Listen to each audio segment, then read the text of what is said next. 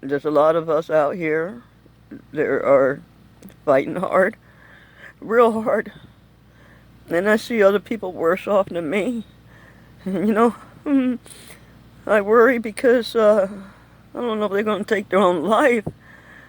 And I might find them, dead in the car because life has beaten them up so hard. I thank God that somehow I got strength to push on. And I'm praying to God that I continue to have the strength to push on. Because you see, I'm a very functional person. There's a lot of functional person out here that are homeless. I've been a great customer service, a great caregiver. I've been a hard worker all my life. Been,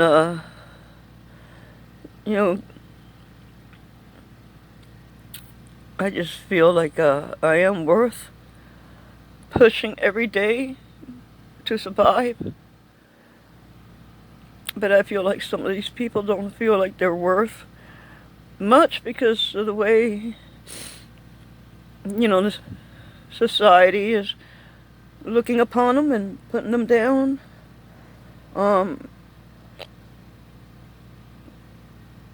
They're humans. We're all humans. We all have somebody out there that love us, that maybe miss some of us. Maybe praying for them every day, wondering where they are, and I feel like every soul matters and every soul counts, every life matters, every life counts, even animals. I know I've met some good people out here, and I met some great people out here, and of course I met some crazy people, and some that, wow. Those I pray to God to not allow me to judge them. But we're all human, We're all human. And our life matters. We all matter. And I know those people out here that I worry about, they matter. This is the young lady that, instead of just saving her own ass, went around and knocked on everybody's door to warn us that there's a fire. If it wasn't for her, we wouldn't have known, and we wouldn't have realized how strong of a community we are here. Thank you.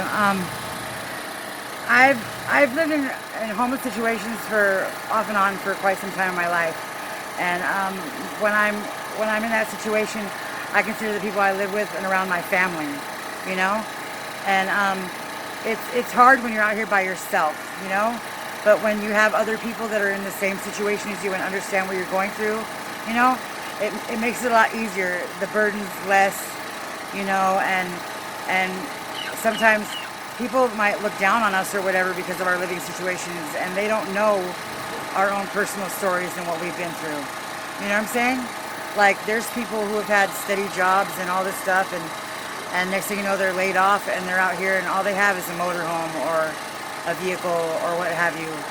But they're out here trying to live normal lives as much as we can, trying to not be eyesores on the regular community and whatnot, and I don't just look out for myself, and I never have, and I'm the type of person that I give from my heart and I do things from my heart because I'm sorry, I'm just a little bit I get a little nervous, but I give from my heart, and I do things not for reciprocation or whatnot, just because I know at the end of the day sometimes I might feel like I have nothing in the world and I'm totally screwed, and I'm at the lowest part of my life, but somehow something always comes along where I'm always okay, and it always comes from somebody else who is either least fortunate than I am or in the same situation, and it might even come from a stranger instead of someone that's my own family, and we can't pick our and choose our own family.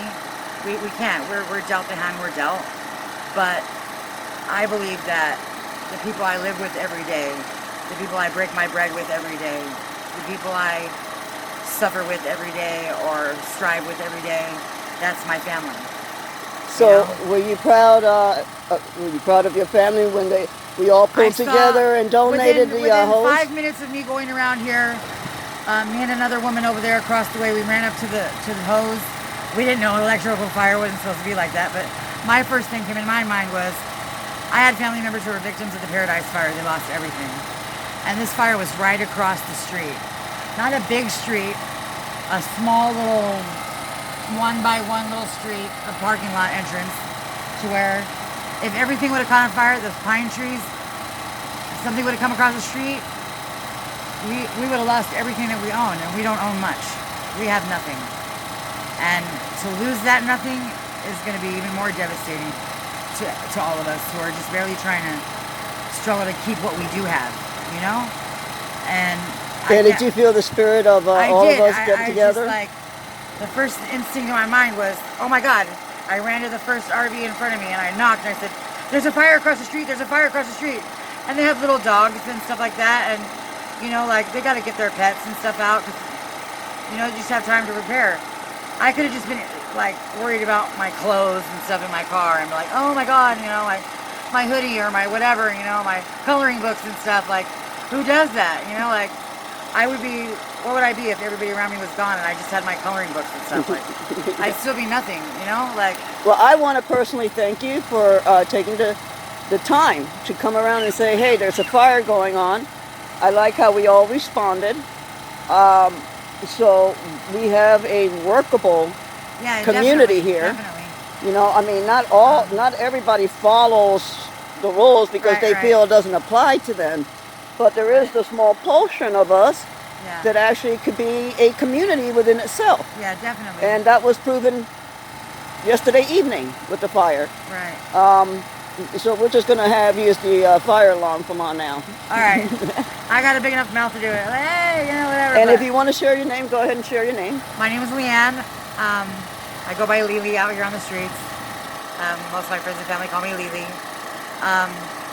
I've been out here for a while. I've been out here for like a year and a half by myself. But I'm not really by myself, you know? And I thank everybody that lives around me and helps me out. And if it wasn't for these people, I probably would have either taken myself out or starved to death or whatever, you know? And that's important to me. So I just want to take the time to say thank you guys for having me here and be part of this. And I would do it all over again. And, you know, anything I could ever do for anybody that makes it better for them, I will. You know, it's just me. And what is your message to those people that kind of judge us? Like I said, you could be a successful executive or corporate person today, and tomorrow your business could hit bankruptcy, and you could be out on the street. And not all of us are just like dumpster diving drug addicts who just are like whatever, you know. A lot of us have had just like, we've all been through something in life, all of us. And if whatever it is hinders us from becoming homeowners or career having like taxpayers or whatever you want to call it, we're not bad people, you know. We just want to live somewhere and have a safe place to be just like everybody else, you know. And we're just monetarily hindered at this moment, you know what I'm saying? But sometimes setbacks are good comebacks. You never know. One of these people at this park right here could be Bill Gates tomorrow. You just don't judge a book by its cover ever. And don't take the time to just go ahead and assume or speculate what it is that has us here and what kind of people we are. Because unless you sit down and have a conversation with us about ourselves or walk a couple of blocks in our socks, you won't understand where we come from and what we're about. But we're just normal people, and we're the people that wave hi to you at a stop sign or hold the door for you at a grocery store and you don't even know. Like, you can't tell that I don't have a home that I go to every day because I make it a point to not look like I live in a bush or whatever, you know. But I mean, it is what it is. But we're just normal people, and like, we respect you, you respect us, and God bless everybody. You know what I mean? I just thank you. You know. Well, thank you, girl. Thank No you problem. so much. Yeah, anytime, no matter what. You know what I mean? Anything. Like, I had family that was victims of the Paradise Fire in California 3 years ago, and they lost everything. And you know what I mean? Some of those people are homeless right now from the fire. You know, like. Yeah, and they thought they were set. set. Fire was caused by city workers yesterday, who were careless with equipment. You know what I mean? And they hit power lines. But we might get blamed for it. And they're going to look at it as us being a problem over here because of it or whatever. Or whatnot. Yeah. Or they'll be like, oh, if it happened again, those people are going to be a liability or whatnot. You know, like. Well, I tell you, there was a lot of people that, you know, kind of like lend their hoses out so that if we could have to put out a fire. Line. It was like a NASCAR line. Everybody knew what they had to do, what they were best at doing.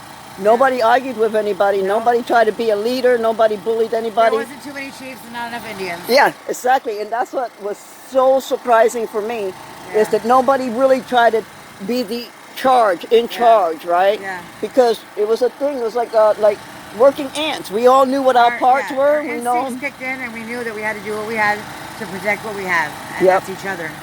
Yep. You know what I mean? We needed to protect, you know, these. I didn't see any of us fleeing with bags of stuff running down the street. Nope. I have to save my stuff. Nope. None of us did that. Nope. We all did what we could do to make the environment safe, and maybe do what we could do to protect it from the fire coming over here or whatnot, you know? And from what I've seen before, I heard of the man in the Paradise Fire. He saved his house because he sat there with a hose and just watered around his house for hours and hours. Yeah, that's what I was telling you. Right, that's what I said yesterday too. You know, my car needs $60 worth of parts that I can't afford right now. And, I was ready to thank you. I'm glad you for taking your time to not judge us and listen to us and see that we're really with the shit over here. We're real people, you know. And if you need help tomorrow, hey, you never know. It could be one of us to help you guys out. That's right. I got a question for you. Yes, sir. Yes, that program is not going to work for people like myself that have medical issues. Right. Like, where are we gonna go for the 12 hours? First of all, let me ask that for a general reason. Where are we gonna go for 12 hours when it's illegal to park the RV anywhere else? There are other places you're able to park during the day. Lots of shopping centers, whenever they run us out. Well, there are also the beaches. They run us out. I've had many people in the program that have had great success doing that during the day, as long as they move in a timely manner if they're asked. Yeah, exactly. I need my generator so I can get my nebulizer 24/7 because I have COPD and asthma. How are you going to assist people like myself? If someone has Because you're killing me. All this is going to be the cost of my death if I don't have a way to work my nebulizer. Well, I'm sorry to No, you're not. No, you're not. But tell me. Please try to tell me you care. I do care. No, you don't. That's why I'm in this business, to try to help people. It don't matter if you're in this business. Doesn't mean you care. What is there going to be done for us that need to have a generator so that we can run our oxygen machine, our nebulizer, and our the people that have the CPAS? What are we going to do for them? I couldn't tell you. Yeah. But, I mean, like right before the holidays, you're all going to put this stress on us more. We've been working on this for months. I'm sorry, but... Yeah, and for months, you guys had months to find another area. Have you worked on that at all? Or were you all putting the energy into how to kick us out of here? I think you all been putting your energy in how to kick us out of here. I've been leaving the planning to the board of supervisors. I've been doing my part to help the people that are in the program, to help find them housing during that time. This has been on the back burner. This has been my least favorite part of everything I've had to do for this job. Well, I need some answer, because you know what? This is wrong. This is really wrong. You guys are going to kill me. Literally. If I don't have access to my machine like a lot of people have out here, we're going to be dead. We're going to die. Can you sleep with that? Can you sleep that you looked at me in the face today, and in the next 2 weeks I may not even be alive? Can you? Not well. Then why don't we do something? Why don't you guys push harder? We need somebody to push harder. We need somebody to stand. For a year. You know, this has been going on for like a year. I've been pushing the whole time, trying to find other ways we can handle this. We're supposed to get a $4-point-something million towards homeless. Where's all that money going to? They're spending it on sweep is what they're doing. They're spending on chasing us out is what they're doing. They're not spending it and trying to get us to where we could be back in society. We are vastly underserved. I understand that a lot of these resources that are going to this, I disagree with the placement of the funds as well. I'm right there with you. Then we need to find out whose fingerprints is on those funds, and we need to hold them responsible because they're murderers. They're killing people out here because they refuse to put the money where it's supposed to have been put into. Just needed to let you know that. Yeah, by the way, I'm Wildfire. Sorry, what was that? Wildfire. Wildfire, I'm Dorian. Can I have your number? Yes, of course. I have my card right here. Oh, here you go. My bad. Sorry I have to yell at you, but I have to yell at somebody because I got to yell at everybody so that somebody would finally step up and say, you know what? I've been working with you guys. I'm not feeling right what you're telling me to do. I don't feel right looking at those people in the face and knowing they may not even make it through the damn holiday. You might find half of these people either just dead from giving up, not eating, not wanting to live, or somebody killed them, or they committed suicide. That's what's going to happen. Or with me, that I'm not going to be able to have my machine. I understand that. Every time that I've been told to speak to the supervisors to try to encourage a sweep up here, I always tell them that you guys are a part of our community, that you are the most vulnerable section of our community, that it's not just pushing this to a different area isn't going to solve any problem, that there needs to be a long-term solution, and that I push for them to try to find a solution for that. But unfortunately, they've got their heart set on this, and it breaks my heart. It truly does. I'm so sorry that you're in this. Well, somebody needs to, and I hate to say it this way, but I don't care if it's a female or male, but they need to grow some balls and really step up for us. Right. Because I doubt that all the people you see here today are going to be alive after the holidays. And you know, God is not very happy about that. And he's not going to be happy with the people involved in doing this to us. This part of doing this to us. Even those that don't want to do it and relentless, they should step up and say, this is wrong what we're doing. That's what God wants to get to you. Thank you. Thank you all. Have a good one.